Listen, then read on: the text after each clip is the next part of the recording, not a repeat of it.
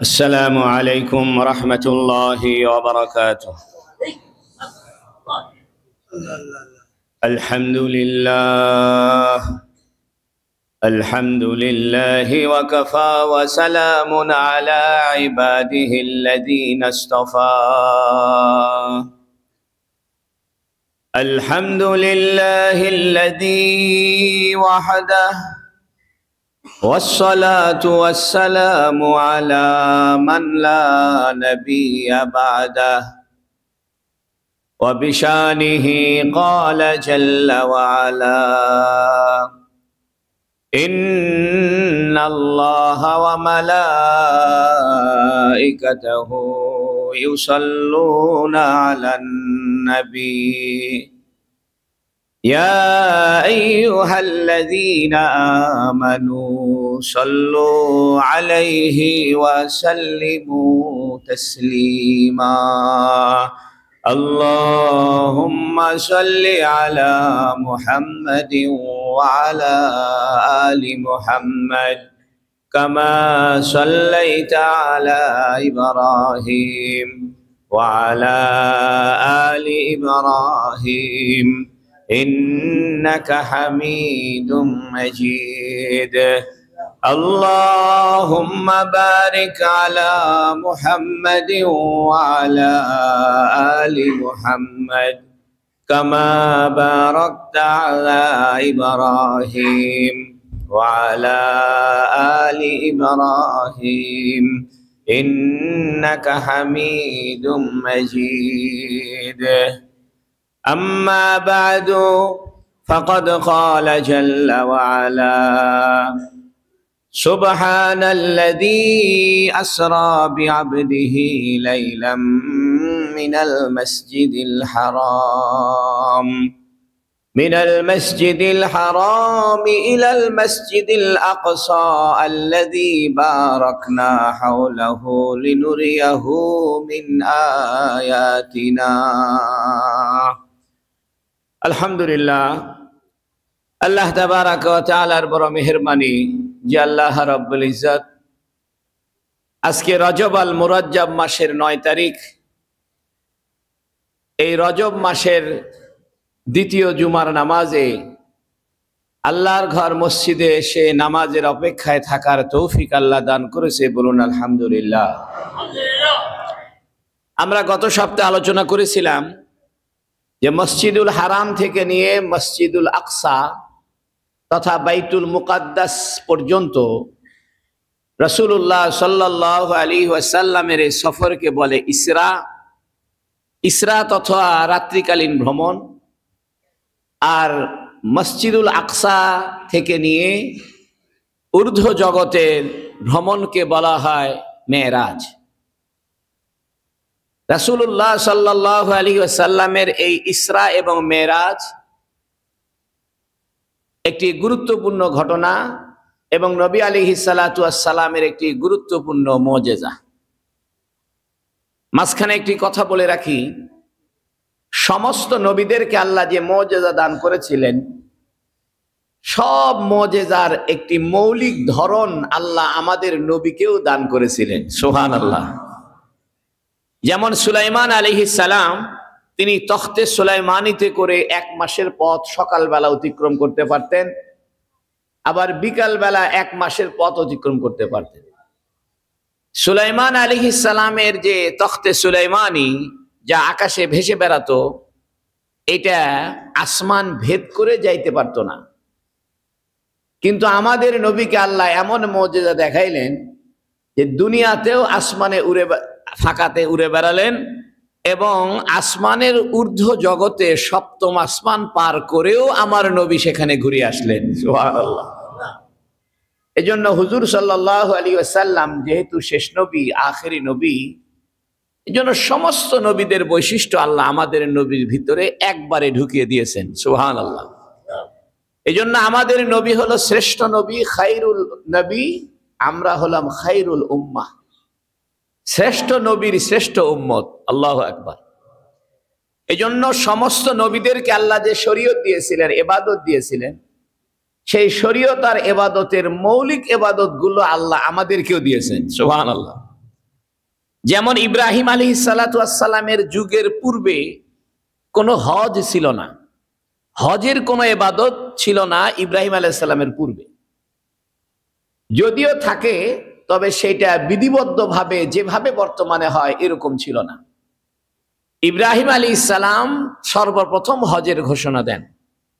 ইব্রাহিম আলাইহিসসালামের পূর্বে শুধু কাবা ঘরকে কিছুদিন তওয়াফ হইতো, তবে মাঝখানে দীর্ঘদিন কাবা ঘর নূহ আলাইহিসসালামের বন্যার পরবর্তীকালে কাবা ঘর ভেঙে গিয়েছিল, তার প্রাচীরগুলো নষ্ট হয়ে গিয়েছিল, শুধু ভিত্তিটা ছিল, উপরে কোনো কাঠামো ছিল না। এজন্য বোঝা যাইতো না যে কাবা ঘরটা কোথায় আছে। এই কাবা ঘর তো নির্মাণ করেছে ফেরেশতারা। পরবর্তীতে ওই কাবা ঘরের ভিত্তিমূলের উপরে নতুন করে যিনি প্রাচীর খাড়া করে ঘরটা দৃশ্যমান করলেন তিনি হলেন হযরতে ইব্রাহিম আলাইহিসসালাম। এজন্য পৃথিবীর বহু মানুষ আগে হজ করতেই জানতো না, হজের কোনো ধারণাই ছিল না ইব্রাহিম আলাইহিসসালামের আগে। এরকম আরো অনেক ইবাদত যেগুলো অন্য নবীদের কাছে ছিলই না, আল্লাহ পাক দয়া করে সমস্ত নবীদেরকে যে আল্লাহ ইবাদত শিক্ষা দিয়েছেন, জ্ঞান শিক্ষা দিয়েছেন, ইলম শিক্ষা দিয়েছেন, সব জ্ঞানের, সব ইলমের, সব ইবাদতের, সব শরীয়তের সারাংশ হইল আমাদের নবী মুহাম্মদুর রাসূলুল্লাহ সাল্লাল্লাহু আলাইহি ওয়াসাল্লাম। এজন্য আমাদের নবীকে জানলেই সব নবীকেও জানা হয়ে যায় হালকা করে। আমাদের কোরআন জানলে তৌরাত জবুর ইনজিলকেও জানা হয়ে যায়, কারণ তৌরাত জবুর ইনজিলের যে মৌলিক শিক্ষাটা ছিল ওই মৌলিক শিক্ষাটা আল্লাহ আমাদের কোরআনের ভিতরে সংযোজন করে দিয়েছেন। এখন আসেন যে মেরাজ আর ইসরা, এটাও নবী আলাইহিসসালাতু ওয়াসসালামের এক বিরাটতম মুজিজা। মুজিজা বলা হয় যা মানুষকে অপারগ করে দেয়, যা মানুষ করতে সক্ষম নয়। মানুষ করতেও সক্ষম নয়, মানুষের বুঝ ব্যবস্থাতেও এটা ধরে না, মানুষের ব্রেনে ধরে না, মানুষের বুদ্ধিতে এটা সংকুলান হয় না, বুদ্ধিতেও সংকুলান হয় না, এবং এটা মানুষ করতেও পারে না। এরকম বিষয়কে বলে মুজিজা। আল্লাহ নবীদেরকে মুজিজা কেন দান করেন? এই জন্য মুজিজা নবীদেরকে দান করেন যেন মানুষ বুঝে ইনি আমাদের মতো না, আর 10টা মানুষের মতো না, ইনি আল্লাহর পক্ষ থেকে বিশেষ দায়িত্ব এবং ক্ষমতা প্রাপ্ত। সুবহানাল্লাহ। তাছাড়া মানুষ নবীদেরকে মানবে কেন? একই রকম ভাবে আল্লাহ ওলি আল্লাহদেরকে কারামত দিয়ে থাকেন। এটাও একটা কারণ হইল মানুষ যেন বুঝে যে এই লোকটা ভালো মানুষ, অথবা তার সঙ্গে আল্লাহর যোগাযোগটা সুগভীর। মানুষ যখন আল্লাহর প্রিয় পাত্র হয়, আল্লাহ তখন তার দ্বারা কিছু অলৌকিক বিষয়, আরবিতে আমরা বলি খেরাকে আদাত, স্বভাব বহির্ভূত বিষয় ঘটিয়ে থাকেন। এর দ্বারা ইঙ্গিত হইল যে দুনিয়াতে যা কিছু হয় স্বভাবগতভাবে হয়। আম গাছে আমি হবে, লিচু গাছে লিচু হবে, লিচু গাছে কোনোদিন আম হবে না, এটা সুন্নাতুল্লাহ। সুন্নাতুল্লাহ আল্লাহর পদ্ধতি বা আল্লাহর স্বভাব বা আল্লাহর দুনিয়া পরিচালনার যে সিস্টেম, এটাকে বলে সুন্নাতুল্লাহ। সুন্নাতুল্লাহ দুই রকম আছে। একটা হইলো মাখলুকের ভিতরে আল্লাহ যা ক্ষমতা ঢুকিয়ে দিয়েছেন, যেমন আগুন এটা জ্বালিয়ে দিবে, এটা সুন্নাতুল্লাহ। বৃষ্টি মানুষকে ভিজিয়ে দিবে, এটা সুন্নাতুল্লাহ। মাছ পানিতেই বেঁচে থাকবে, শুষ্ক জায়গায় মাছ বাঁচবে না, এটা সুন্নাতুল্লাহ। এটা স্বাভাবিক অর্থে সচরাচর পরিবর্তন হয় না, কিন্তু আল্লাহ পাক তারপরেও এই সুন্নাতুল্লাহ যেটা আছে সৃষ্টির ভিতরে, মাখলুকের ভিতরে আল্লাহ যে বিষয়টা দিয়েছেন, যে স্বভাবটা দিয়েছেন, মাঝে মাঝে আল্লাহ এই মাখলুকের এই সৃষ্টি জগতের স্বভাবের বাহিরেও ঘটায় দেন অন্য কোনো কাজ, যেন মানুষ বোঝে যে এগুলোর আসলে মৌলিক ক্ষমতা নাই, মৌলিক ক্ষমতা কার? যেমন আগুনের ক্ষমতা জ্বালিয়ে দেওয়া, এটা সবাই জানে, স্বতঃসিদ্ধ ব্যাপার। কিন্তু আল্লাহ ইব্রাহিম আলাইহিস সালামের দ্বারায় দেখিয়ে দিলেন যে আসলে আগুনের ভিতরে মৌলিক অর্থে জ্বালিয়ে দেওয়ার ক্ষমতা নাই, জ্বালিয়ে দেওয়ার ক্ষমতাটা আগুনের ভিতরে ঢুকায় রাখছে কে? আল্লাহ। এই জন্য আল্লাহ বলছেন ইব্রাহিম আলাইহিস সালামকে যখন আগুনে ফেলা হয়, ইয়া নারু কুনি, হে আগুন হয়ে যাও, বারদাও, শীতল হয়ে যাও।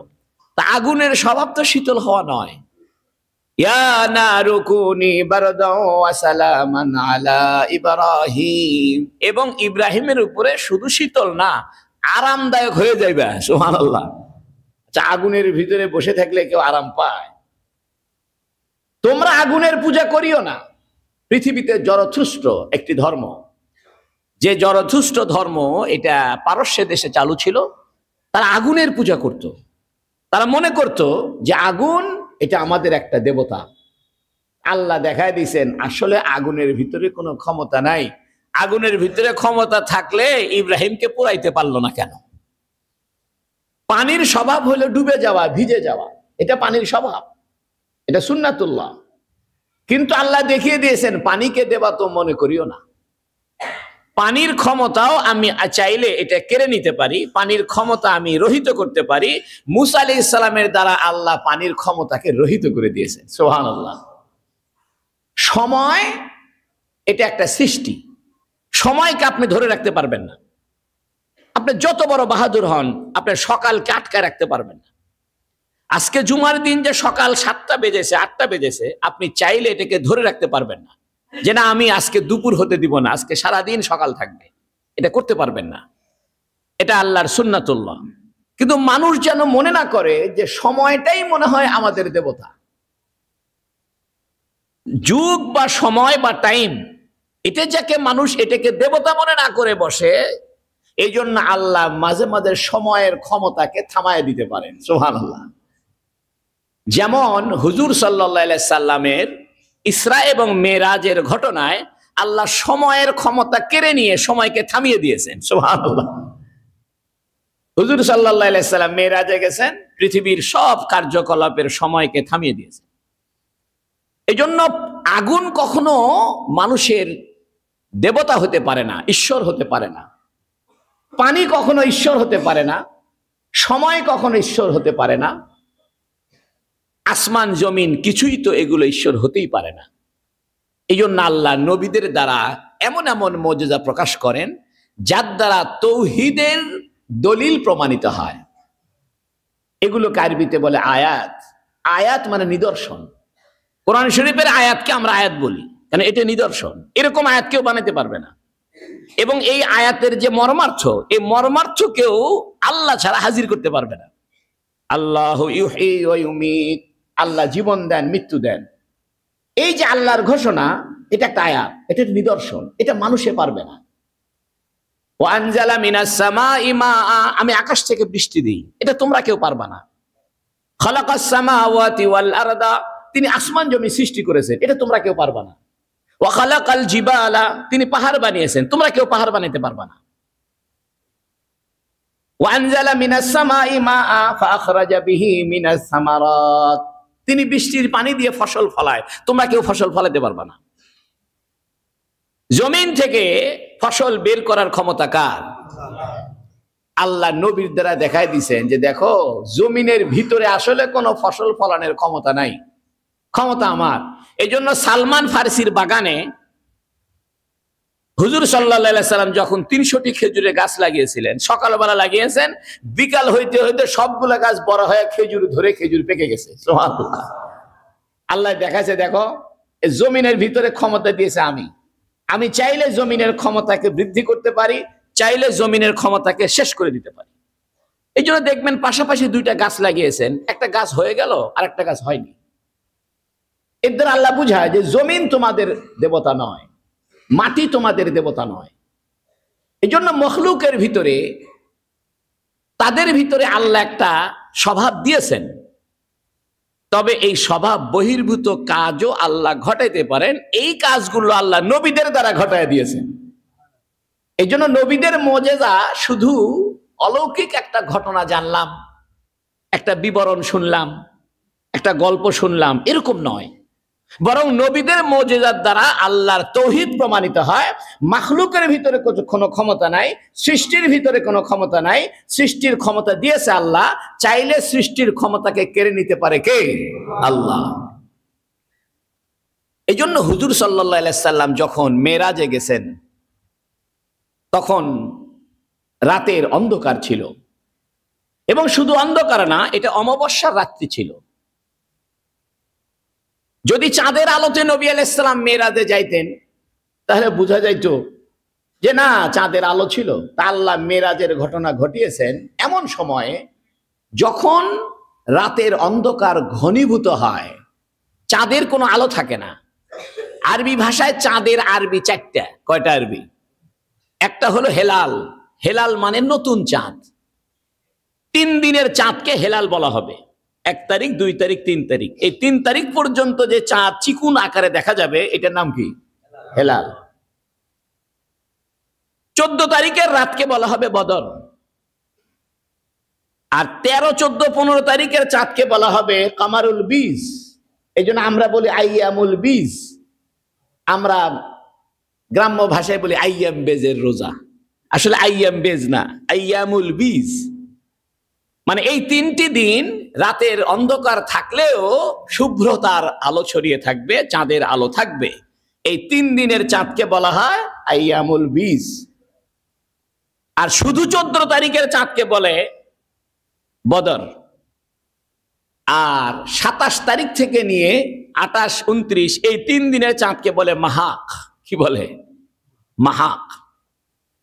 এই জন্য আরবি ভাষার এত গভীরতা, এটা আপনি যদি জানেন তাহলে আপনি হতবিহ্বল হবেন।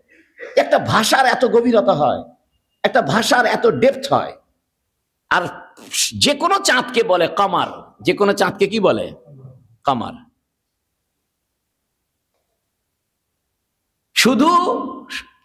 শুধু চাঁদের নরমাল আরবি হলো কামার।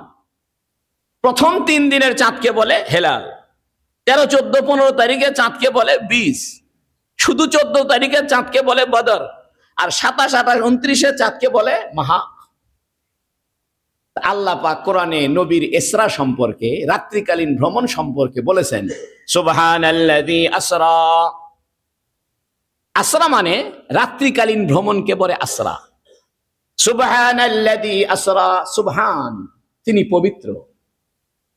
সুবহান কাকে বলে? ত্রুটিমুক্ত হইলে তাকে বলে সুবহান। আর আলহামদুলিল্লাহ বলে উপযোগী শব্দ দ্বারা প্রশংসা করলে বলে আলহামদু। মনোযোগ দিয়ে শুনেন, আল্লাহর বিষয়ে যদি আপনি ত্রুটিমুক্ত ঘোষণা করেন যে আল্লাহর কোনো ত্রুটি নাই, এ ধরনের প্রশংসা করলে হবে সুবহান। যেমন আল্লাহর স্ত্রী নাই, এটা আলহামদুলিল্লাহ না সুবহানাল্লাহ? সুবহানাল্লাহ। কারণ আল্লাহকে প্রশংসা করা হচ্ছে ত্রুটিমুক্ত করে, যে আল্লাহর ভিতরে ঘুমের কোনো ত্রুটি নাই।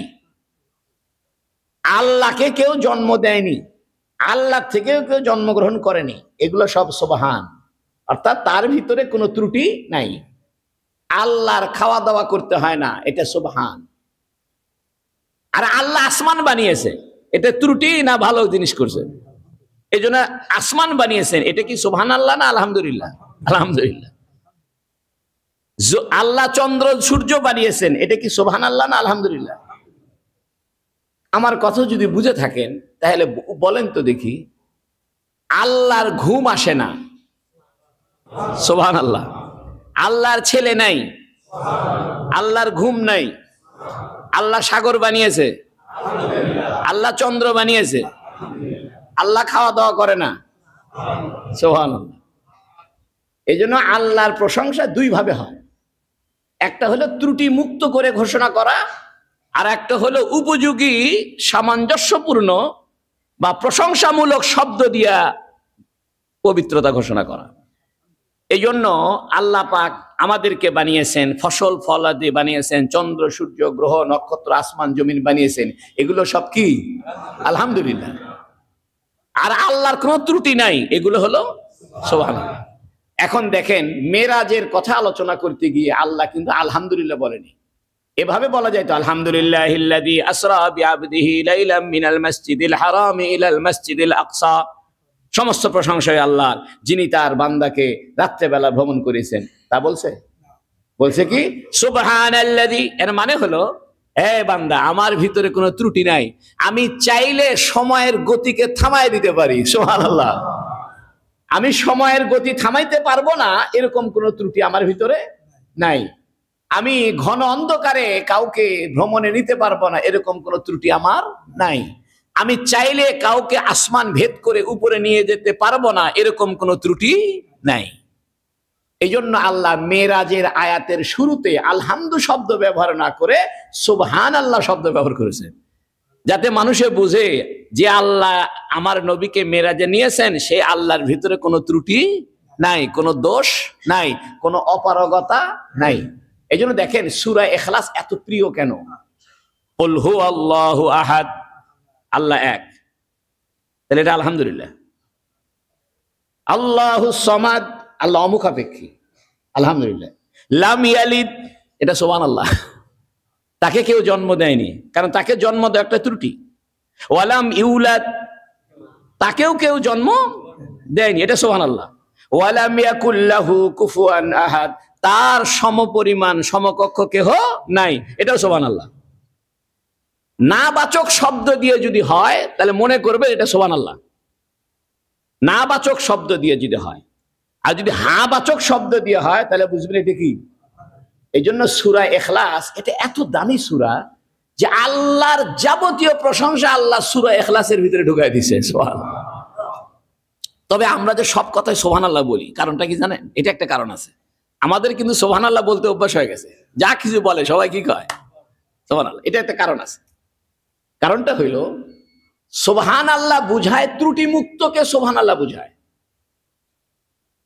আর ত্রুটি থাকা, আল্লাহর জন্য ত্রুটি থাকা এটা একটা আশ্চর্য কথা না?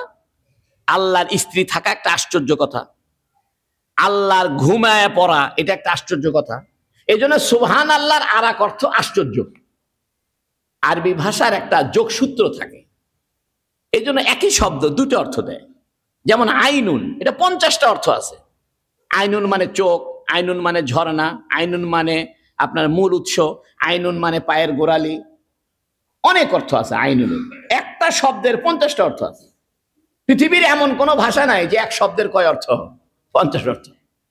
এক সাহাবী, কথায় কথা মনে পড়ে এই জন্য বলি, এক সাহাবী প্রত্যেক নামাজে সূরা ইখলাস পড়ে। যে সূরাই পড়ে এই সূরার সাথে আবার সূরা ইখলাস পড়ে। আর এক সাহাবী নবীকে যা বলছে, ইয়া রাসূলুল্লাহ, এই খালি সূরা ইখলাস পড়ে। কি শুরু করছে? নামাজ পড়ে, সূরা একটা পড়ে, পরে আবার ইখলাস, সূরা ইখলাস পড়ে, আবার আর এক সূরা পড়ে, পরে সাথে আবার সূরা ইখলাস পড়ে। ঘটনা কি? তো নবীর কাছে নিয়ে গেছে, ইয়া রাসূলুল্লাহ, খালি সূরা ইখলাস পড়ে। নবী বলতেছে, তুমি এই কাজ কেন করো? সাহাবী বলতে, ইয়া রাসূলুল্লাহ, সূরা ইখলাস আমি খুব ভালোবাসি। নবী বলতেছে, যে সূরা ইখলাস ভালোবাসে আল্লাহ তারও ভালোবাসে, ভালোবাসে তারা আল্লাহ জান্নাত দিয়ে দিবে। এই জন্য সূরা ইখলাস আল্লাহর কাছে খুব প্রিয়, কারণ সূরা ইখলাসের ভিতরে আলহামদুলিল্লাহ আছে, সুবহানাল্লাহ আছে, আল্লাহর হাবাচক প্রশংসাও আছে, নাবাচক প্রশংসাও আছে। যেমন একটা মানুষ সম্পর্কে আপনি বললেন যে লোকটা খুব দানশীল, তাহলে এটা আলহামদুলিল্লাহ। আর যদি বলেন লোকটা কৃপণ নয়, এটা সুবহানাল্লাহ। আরে লোক আবার কৃপণ হয় কেমনে? এটা আশ্চর্য কথা। দানশীল লোক কখনো কৃপণ হয়? এটা আশ্চর্য না? এই জন্য সুবহানাল্লাহর কয় অর্থ? দুই অর্থ। একটা হলো আল্লাহর ত্রুটি মুক্ত করে ঘোষণা করা, এটা হলো সুবহানাল্লাহ। আর আল্লাহর ত্রুটি থাকা, এটা একটা আশ্চর্য বিষয়। এই জন্য সুবহানাল্লাহর আর এক অর্থ ব্যবহার কি হয়? আশ্চর্য। এই জন্য আমরা যে সব কথায় সুবহানাল্লাহ বলি অসুবিধা নাই, কারণ আমরা যে সুবহানাল্লাহ বলি এটা আশ্চর্য অর্থ বলি, ঠিক কিনা? আল্লাহ আসমান বানাইছে, সুবহানাল্লাহ, এর মানে হলো এত বড় আসমান একটা আশ্চর্য বিষয়। আল্লাহ পাহাড় বানাইছে, সুবহানাল্লাহ। যদিও পাহাড় বানাইছে এটা সুবহানাল্লাহর অন্তর্ভুক্ত না, এটা আলহামদুলিল্লাহর অন্তর্ভুক্ত। আল্লাহ ঘুম আসে না, এটা কি সুবহানাল্লাহ না আলহামদুলিল্লাহ? সুবহানাল্লাহ। কিন্তু আমরা যে সচরাচর সুবহানাল্লাহ বলি এটা ত্রুটিমুক্ত করার অর্থে বলি না, আমরা বলি আশ্চর্য হওয়ার অর্থে। আল্লাহ বলেন সুবহানাল্লাযী আসরা বিআবদিহি, আশ্চর্য কথা যে আল্লাহ তার বান্দাকে রাত্রিকালীন ভ্রমণ করেছেন, এটা আশ্চর্য বিষয়। আবার সুবহানাল্লাযী আসরা বিআবদিহি লাইলাম মিনাল মাসজিদিল হারাম, এটা একটা ত্রুটিমুক্ত কথা। এই কথার ভিতরে কোনো ত্রুটি নাই, আল্লাহর কোনো অপারগতা নাই। যে রাতের বেলা যে আল্লাহ আমার নবীকে মেরাজে নিয়ে গেলেন, ইসরায় নিয়ে গেলেন, এ ব্যাপারে আল্লাহর কোনো অপারগতা নাই, আল্লাহর কোনো ত্রুটি নাই। এই জন্য আল্লাহ সুবহানাল্লাহ শব্দ ব্যবহার করছে। এই জন্য সূরা ইখলাস 3 বার পড়লে 1 খতম কোরআন শরীফের সওয়াব হয়। সুবহানাল্লাহ। এটার আশ্চর্য কথা না? এই জন্য আমরা কি কইছি সবাই সুবহানাল্লাহ কইছি। আমি বহু চিন্তা করছি, কি রে 3 বার সূরা ইখলাস পড়লে 1 খতম কোরআন শরীফ সওয়াব হবে, এটা কি বাড়ির কাছের কথা? 1 খতম কোরআন শরীফ পড়তে 1 মাস লাগে, আর যদি রেগুলার পড়ে তাও 7 দিন লাগে। আর যদি মনে করেন যে একদিনে খতম দেয় কেউ, তাহলে তার খাওয়া, ঘুম আর পায়খানা, পেশাব ছাড়া 24 ঘন্টা কোরআন শরীফ পড়ে। যেন আমি একবার চেষ্টা করছি রমজান মাসে যে একদিনে খতম দেব, তো মাথা টাথা ধৈর্য মানে মাথা ঘোরার উপক্রম হয়েছে। তবে এই কাজটা ঠিক না। নবী আলাইহিস সালাম বলেছেন তোমরা সর্বনিম্ন 3 দিনে খতম দাও, কারণ একদিনে খতম দিলে মানুষের মাথা গরম হয়ে উঠবে, ঠিক না? এই যে আমরা দাওরায়ে হাদিস পড়াই বছরের শেষে, এতে আমাদের মাথা টাথা ঘুরে মনে করে আমরা দুর্বল হয়ে পড়ি। 1 ঘন্টা, 1.5 ঘন্টা, 2 ঘন্টা আমরা হাদিস পড়াই দিতে থাকি। আপনি 1-1.5 ঘন্টা লাগাতার কথা বলবেন। এই জন্য হুজুরা মাঝে মাঝে পান খায়, ঠিক কিনা? এটা একটা কারণ হইলো যে বেশি কথা বলতে হয়, এত কথা বলতে হয়, মুখ শুকায় যায়। এই জন্য হুজুরা মাঝে মাঝে কি খায়? পান টান খায়। মানুষে বলে হুজুরা খায় দেয় কাম নাই, খালি পান খায় পান খায়। আরে ভাই, আমরা পান টান খাই, বেশি কথা বলা লাগে। কথা কম বললে না পান কম খাইতে, ঠিক কিনা?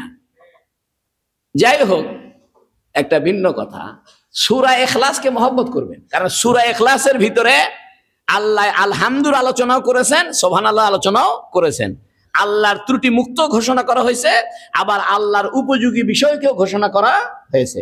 এই জন্য আল্লাহ 2টা হওয়া উপযোগী না 1টা হওয়া উপযোগী? আরে বলেন না, আল্লাহ 2টা থাকা ভালো না 1টা থাকা ভালো? 2 আল্লাহ হইলে অসুবিধা কি? লাউ কানা ফীহিম আলিহাতুন ইল্লাল্লাহ লাফাসাদাতা। দুনিয়াতে যদি আল্লাহ 2টা হইতো বা অনেকগুলো হইতো, তাহলে আসমান জমিনে বিশৃঙ্খলা হয়ে যেত। এক আল্লাহ কত বৃষ্টি দাও, আর এক আল্লাহ কত বৃষ্টি বন্ধ করো। 2 আল্লাহ ঝগড়া লাগলে তো মহাবিপদ। সেখানে হিন্দুদের 33 কোটি দেবতা, তাহলে কি পরিমাণ ঝগড়া লেগে আছে চিন্তা করেন। এই জন্য তাওহীদের বাইরে আসলে কোনো প্রশান্তি নাই। কেউ যদি অন্তরের শান্তি চায়, তাহলে তাকে একত্ববাদ মানতে হবে। তাওহীদ এটা এত গুরুত্বপূর্ণ একটা বিষয়। সমস্ত ক্ষমতা কার? আল্লাহ। তাহলে আপনার সুখে দুঃখে কার কাছে ডাকবেন? আল্লাহ। তাহলে আপনার মনের শান্তি আলাদা, যে সুখ দিছে কে? আল্লাহ। দুঃখ দিছে কে? আল্লাহ। অসুখ দিছে কে? আল্লাহ। ভালো করবে কে? তাহলে আপনার যোগাযোগ কার সাথে? আর আল্লাহ যদি 4-5টা হইলো, তাহলে এই আল্লাহ বাদ দিয়ে ওই আল্লাহর কাছে একবার যাইতেন, আবার ওই আল্লাহ বাদ দিয়ে আবার এই আল্লাহর কাছে, তা আপনি না বিপদে পড়তেন, ঠিক কিনা? এই জন্য একত্ববাদ মানুষের মূল শান্তির মাপকাঠি, চাবিকাঠি। সুবহানাল্লাহ বলেন। সুবহানাল্লাযী আসরা বিআবদিহি লাইলাম মিনাল মাসজিদিল হারাম। আহা, এই আয়াতের ভিতরে এত রহস্য আল্লাহ লুকায় রাখছে, এত গভীরতা আল্লাহ লুকায় রাখছে, চিন্তার বাইরে। আসলে কোরআন শরীফ একটা গভীর সাগর। আল্লাহ কোরআন শরীফ এটা আল্লাহ বলছে আরেক জায়গায়, লাউ কানাল বাহরু মিদাদাল লিকালিমাতি রাব্বি লানাফিদাল বাহরু ক্বাবলা আন তানফাদা কালিমাত। পৃথিবীর সাগরগুলোকে যদি তোমরা কালি বানাও, আর গাছগুলোকে যদি কাগজ কলম বানাও, তাহলে আমার কোরআনের রহস্য, এর গভীরতা, এর ব্যাখ্যা, এর অভিনবত্ব, এর আশ্চর্য, এর যে ভিতরগত মগজ, এটা সারা জীবনে বাইর করে শেষ করতে পারবা না। আমি চিন্তা করলাম, আচ্ছা, এত মুহাদ্দিসিনে কেরাম, এত মুফাসসির, 100 খণ্ডের তাফসীর আছে। কয় খণ্ডের? আমি নিজে দেখছি, সৌদি আরবে আছে 100 খণ্ডের তাফসীর। চিন্তা করছেন? মানে আমার পক্ষে তো পুরাই শেষ করা সম্ভব না। এরকম পৃথিবীতে যত জ্ঞান বিজ্ঞানের বই খাতা আছে, শুধু যদি কোরআনের তাফসীরের বই খাতা এক পাল্লায় রাখেন, আর পৃথিবীর সব জ্ঞানের বই খাতা এক পাল্লায় রাখেন, কোরআনের ব্যাখ্যার তাফসীরের বই খাতার সংখ্যা বেশি হবে। 50 খণ্ডের তাফসীর লেখছে নোক্তা ছাড়া। চিন্তা করতে পারেন আপনি? অর্থাৎ আরবি হরফের কিছু আছে নোক্তা আছে, যেমন বা, তা, সা, জিম, হা। হায়ের মধ্যে নোক্তা নাই, খায়ের মধ্যে নোক্তা, দালের মধ্যে নোক্তা নাই। যে সমস্ত বর্ণমালায় নোক্তা নাই, সেই ধরনের বর্ণমালা দিয়ে তাফসীর লিখছে। তাহলে বুঝেন কত বড় মূল বিষয়। তাকে জিজ্ঞেস করছে, ভাই তুমি নোক্তাওয়ালা হরফ একটাও ব্যবহার করলে না? কয় নোক্তা একটা দোষ, এটা একটা ফোঁটা, ফোঁটা একটা চিহ্ন না। আমি চাই না আল্লাহর কোরআনের তাফসীর লিখতে গিয়ে ফোঁটাওয়ালা কোনো হরফ ব্যবহার করে কোরআনের অসম্মান হোক। এই জন্য আমি কোরআনের সম্মানে এমন হরফ দিয়ে তাফসীর লিখছি যে হরফের ভিতরে কি নাই, নোক্তা নাই। তাহলে বোঝেন তো কি পরিমাণ ওর কাছে শব্দ ভান্ডার আছে। মানে এত পরিমাণ শব্দ ভান্ডার সে আলেম জানতো, যে কারণে সে কোরআনের তাফসীর লিখছে বিন্দুওয়ালা নোক্তাওয়ালা হরফ ছাড়া। কোরআনের তাফসীর মানুষ লিখছে কবিতা আকারে, ব্যাপক কাজ হয়েছে। তা আমি চিন্তা করলাম যে এত তাফসীর লিখছে তাও কি শেষ হইল না? আসলে শেষ হবে না। কিয়ামতের দিন আল্লাহ কোরআন শরীফ নিজে শোনাবেন, সুবহানাল্লাহ। তখন মানুষের ভিতরে কোরআনের ভিতরগত মণিমুক্তা জহরত এগুলো বাইর হতে থাকবে। মানুষ হৃদয়ঙ্গম করতে থাকবে যে কোরআনের আয়াতের ভিতরে আর কি কি লুকায় আছে, আর কি কি লুকায় আছে। এই কোরআনের ভিতরগত মজা, এটার ভিতরগত মণিমুক্তা, যেটার রহস্য যখন বাইর হতে থাকবে আর নূরের বৃষ্টি হতে থাকবে, সমস্ত জান্নাতীদের চেহারা নূরে নূরে হয়ে আলোকিত হয়ে যাবে। এবং সেটা শোনাবে আল্লাহ শুক্রবারের দিন। কি বারে শোনাবে? হাদিস। আমি একটা কিতাব লিখছি জান্নাতের 40 হাদিস। আজকে কিতাবটা বাইর হয়েছে, আপনারা কিতাবটা নিয়ে যাবে, মাত্র 50 টাকা দাম। অর্থাৎ জান্নাতের ভিতরে কি কি ঘটনা ঘটবে, জান্নাতের কি কি নিয়ামত আল্লাহ আমাদের জন্য বানিয়ে রাখছে। যে হাদিসটা বললাম শুক্রবারে বাজার বসবে, কি বসবে? এই যে মনে করেন আমরা শুক্রবারে আত্মীয় স্বজনের বাড়িতে বেড়াতে যাই না, তো জান্নাতীরাও শুক্রবার করে এক জান্নাতি আর এক জান্নাতে বেড়াতে যাবে। আল্লাহ আবার জুমার দিন জান্নাতে একটা মেলা বসাবে, মেলা। তো ওই মেলার মধ্যে সব আত্মীয় স্বজন বেড়াতে দেখো, এই তোমার কোন জান্নাত? যে আমার জান্নাতুল আদন। তুমি কোথায়? আমি জান্নাতুল নাইম। তুমি কোথায়? আমি জান্নাতুল মুআল্লা। তুমি কোথায়? আমি জান্নাতুল ফিরদৌসে আছি। সুবহানাল্লাহ। গল্প করবে। এই বাজারে আপনার বিভিন্ন রকমের মুখোশ আছে, পোশাক আছে, পোশাক। তো পোশাকের সামনে দাঁড়াবে, ওই পোশাক তার গায়ের মধ্যে ঢুকে যাবে। আবার মনে করেন মোটা মানুষ, চিকুন মানুষ, ফর্সা মানুষ, লম্বা মানুষ, বাটো মানুষ, বিভিন্ন ডিজাইনের মানুষের ছবি আছে। এখন জান্নাতীরা চিন্তা করতেছে যে আমার এই চেহারাটা ভালো লাগছে না, ওই চেহারাটা আমার হলে ফাইন লাগতো। ওই চেহারার সামনে দাঁড়াবে, সাথে সাথে ওই চেহারা হয়ে যাবে। এই জন্য জান্নাতের আলোচনা শুনলে আপনি হতভম্ব হয়ে যাবেন। এবং জান্নাতের আলোচনা শুনলে মানুষ আল্লাহর প্রতি মহব্বত হবে এবং নেক আমলের প্রতি আগ্রহী হবে। ওই জুমার দিনে আল্লাহ মেলা বসাবে, ওই মেলার মধ্যে আল্লাহ সূরা রহমান তেলাওয়াত করে শোনাবে। তখন কোরআন তেলাওয়াত শেষ হয়ে গেলে সব জান্নাতীরা তাদের বাসায় ফিরে যাবে, তাদের আপন আপন জান্নাতে ফিরে যাবে। হুরেরা বলবে, কি ব্যাপার, আপনাদেরকে চেনা যাচ্ছে না? এত সুন্দর চেহারা হয়েছে, এত চকচকা ঝকঝকা, জীবনেতে এরকম চকচকা হন নাই। তখন জান্নাতীরা বলবে, আজকে আমাদের রব কোরআন তেলাওয়াত করে শুনিয়েছেন, আর কোরআনের রহস্য উন্মোচিত হয়ে আমাদের খুশিতে, আনন্দে আমাদের চেহারা এরকম আলোকিত হয়ে গেছে। বুজুহু ইয়াউমাইযিন মুসফিরা দাহিকাতুম মুস্তাবশিরা। জান্নাতে কিছু মানুষের, কিয়ামতের দিন কিছু মানুষের চেহারাকে আল্লাহ করবে হাস্যোজ্জ্বল। এত আনন্দ হবে, যেমন আপনি যদি একটা লেখাপড়া শিখেন, একটা বই পড়েন, তো খুশি লাগে না? বইটা যদি আপনি বোঝেন, আনন্দ লাগে, তো খুশি লাগে কিনা? তো মজা লাগে। তো মজা লাগলে চেহারায় বোঝা যায় যে লোকটা কি আছে, খুশিতে আছে। তা আল্লাহ যখন কোরআন শোনাবে, কোরআনের ভিতরে সমস্ত রহস্য যখন বের হয়ে আসবে, খুশিতে তাদের চেহারা কোটি গুণ উজ্জ্বল হয়ে উঠবে। সুবহানাল্লাযী আসরা বিআবদিহি লাইলাম। দেখেন, আসরা মানেই হলো রাত্রিকালীন ভ্রমণ করায় নেওয়া। তাহলে আল্লাহ তো বলেই দিল, সুবহানাল্লাযী, ওই পবিত্র সত্তা যার কোনো ত্রুটি নাই, আসরা রাত্রিকালীন ভ্রমণ করিয়েছেন, বিআবদিহি তার বান্দাকে, লাইলান রাতের বেলা। আরে রাতের বেলা বলার দরকার কি? আসরা মানেই তো রাতের ভ্রমণ। আমি যদি আপনাকে বলি সকালবেলা সকালের নাস্তা করছি, তাহলে হইল? সকালবেলা তো সকালের নাস্তাই করে মানুষ। আপনি কইতেছেন আমাকে একটু ক্যাচ ধরছে। কি ধরছে? ইংরেজিতে বলে কি ধরছে? ক্যাচ মানে কি? আর ধরছে মানে? তাহলে ক্যাচ ধরছে মানে ধরছে ধরছে, তাই না? ক্যাচ মানেই তো সে কি করছে, ধরে ফেলছে। তা আপনি যখন বলছেন ক্যাচ ধরছে, তাহলে মানে ধরছে ধরছে, একই শব্দ ডবল হওয়া তো ঠিক না। তা কোরআন শরীফে আসরা মানে রাতের বেলা ভ্রমণ, আবার লাইলান মানে রাত, তাহলে আসরা শব্দ বলার পরে লাইলান শব্দ বলার কোনো দরকার নাই। আল্লাহ আবার লাইলান অতিরিক্ত শব্দ কেন বলছে? তো মুফাসসিরিনে কেরাম বলতেছেন যে লাইলান শব্দ অতিরিক্ত এই জন্য বলছেন যে এই রাতটা যেন তেন রাত না, চাঁদের রাত না, এটা মহা অন্ধকার অমাবস্যার রাত। সুবহানাল্লাহ। মানুষ যারা বুঝে যে আল্লাহ মুহাম্মদ সাল্লাল্লাহু আলাইহি ওয়াসাল্লামকে কোন চাঁদের আলোর ভিতরে নিয়ে যায়নি, ঘন অন্ধকারে নিয়ে গেছে, আল্লাহ বুঝাইতে চায় আমার জন্য চাঁদের আলোর কোনো দরকার নাই। প্রশ্ন হতে পারে বোরাক কেন নিল? বোরাক ছাড়াই আল্লাহ নবীরে উড়ায় নিয়ে চলে যেত, তো বোরাক নিল কেন? বোরাক বাহন এটা শুধু যাওয়ার জন্য নয়, এটা আরামের জন্যও দরকার। এটা মুহাম্মদ সাল্লাল্লাহু আলাইহি ওয়াসাল্লামের যাতে কষ্ট না হয়, মুহাম্মদ সাল্লাল্লাহু আলাইহি ওয়াসাল্লামের সম্মান যেন বৃদ্ধি পায়। আচ্ছা, আপনি আমার বাড়িতে দাওয়াত দিয়েছেন, হাঁটায় নিয়ে যাবেন নি? আপনারা কইবেন যে হুজুর গাড়ি আনছি, গাড়িতে উঠেন, গাড়ি না হলে রিক্সা তো আনবেন, হুজুর রিক্সা আনছি। আল্লাহ মুহাম্মদ সাল্লাল্লাহু আলাইহি ওয়াসাল্লামকে দাওয়াত দিয়েছে, মুহাম্মদ সাল্লাল্লাহু আলাইহি ওয়াসাল্লাম মেহমান, তার সম্মানে তো একটা যানবাহন দরকার, এই জন্য যানবাহনের ব্যবস্থা করছে। যানবাহন ছাড়াও আল্লাহ নবীকে নিতে পারে। এটা যানবাহন যে দিয়েছে, বোরাকটা দিয়েছে, এটা আল্লাহ অপারক, সেই জন্য বোরাক দেয়নি। বোরাকটা দিয়েছে নবীর সম্মানের খাতিরে। যিনি একটা মেহমান মানুষ, এমনি এমনি হুড়ে হুড়ে কেমনে আসে, একটা গাড়ি দাও। সে গাড়ি আবার কেমন? বোরাক, বোরাকুন, বারকুন মানে বিজলি। বিজলি যেরকম চমকায়, সেকেন্ডের ভিতরে দৌড়ে আসে বিজলি।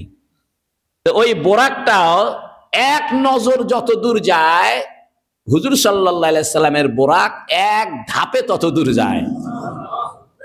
পৃথিবীতে আলোর গতি বেশি না শব্দের গতি বেশি? আলোর গতি বেশি। আলোর চাইতে গতি সম্পন্ন কিন্তু পৃথিবীতে কিছু নাই। এই জন্য আমরা মোবাইলে কথা বলি, টেলিভিশনে ছবি দেখি, এটা কিন্তু আলোর কারসাজি। এই বাতাসের ভিতরে ক্ষুদ্র ক্ষুদ্র আলোর কণা আছে। আল্লাহ করেছে কি, বাতাসের আলোর কণাগুলোকে একত্রিত করে নবীর জন্য একটা যানবাহন বানাই দিছে, নাম হইল বোরাক। সুবহানাল্লাযী আসরা বিআবদিহি লাইলাম মিনাল মাসজিদিল হারাম, মসজিদুল হারাম থেকে।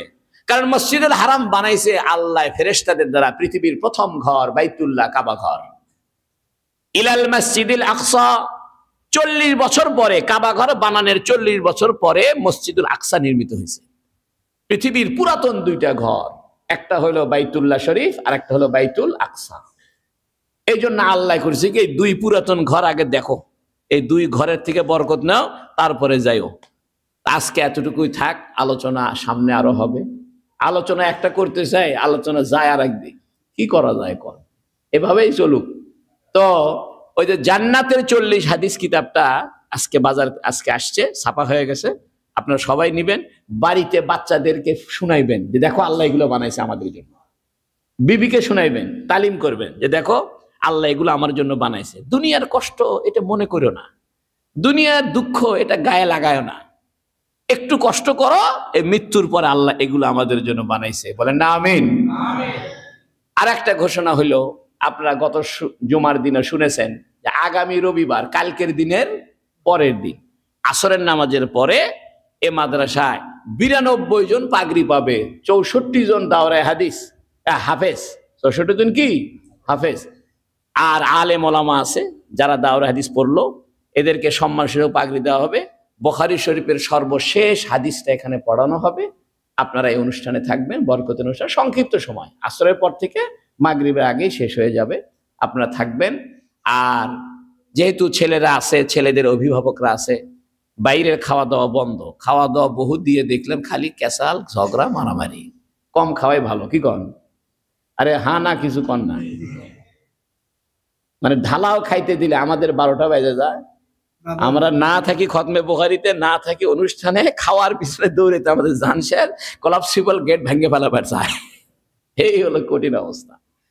তারপরেও যেহেতু ছাত্রদের অভিভাবকরা থাকবে, এই জন্য কিছু খরচ আছে, আপনার খরচটা ইনশাল্লাহ দিবেন। আর পাগড়ি মনে হয় হয়েই গেছে, আর অল্প কিছু মনে হয় পাগড়ি বাকি আছে। আপনারা যারা মনে চায় যে না আমি এই পাগড়ির টাকায় অংশ নিব, 500 টাকা করে অংশ নিতে পারবেন। আল্লাহ আমাদের সবাইকে কবুল করুক, জোরে বলেন আমিন। ওয়া আখিরু দাওয়ানা আনিল হামদুলিল্লাহি রাব্বিল আলামিন। যারা সুন্নত পড়ে নাই সুন্নত পড়ে না।